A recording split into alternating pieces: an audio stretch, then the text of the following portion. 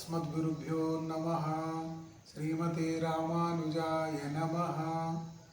ఈరోజు విశేషాలు తెలుసుకునే ముందు ప్రార్థన శ్లోకంతో ప్రారంభం చేద్దాం. యో నిత్యమచ్యుత పదాంబుజయుగ్మరుగ్మ వ్యామోహద స్థైతరాని తృణాయ మేని అస్మద్గురోర్భగవతోస్య దయైక సింధోః రామానుజస్య చరణౌ శరణం ప్రపద్యే.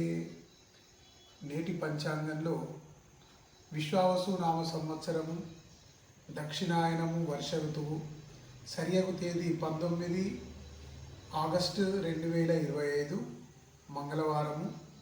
ఈరోజు తిథి ఏకాదశి మరియు ఆరిద్ర నక్షత్రము. మరియు ఈరోజు ప్రత్యేకత ఏంటంటే ఈ ఆరిద్ర నక్షత్రం కానీ మంగళవారం కానీ శుభ కార్యక్రమాలు నిర్వహించడానికి పనికిరాదు.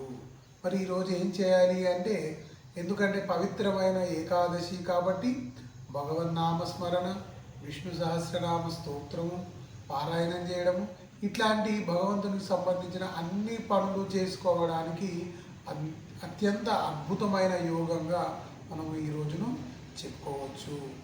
అయితే ముకుందమాల స్తోత్రంలో కులశేఖరాల వారు పుష్యతే యస్య నగరే రంగయాత్రా దినే దినే తమహం శిరసా వందే రాజానాం కులశేఖరం. కులశేఖరుడు అనే రాజు ప్రతిరోజు కూడా శ్రీరంగనాథుని దర్శించుకోవాలని ప్రతిరోజు బయలుదేరడానికి సిద్ధమవుతూ ఉంటారు. వాళ్ళ మంత్రిమండలేమో అతన్ని ఆ శ్రీరంగానికి వెళ్లకుండా ఆపుతూ ఉంటారు.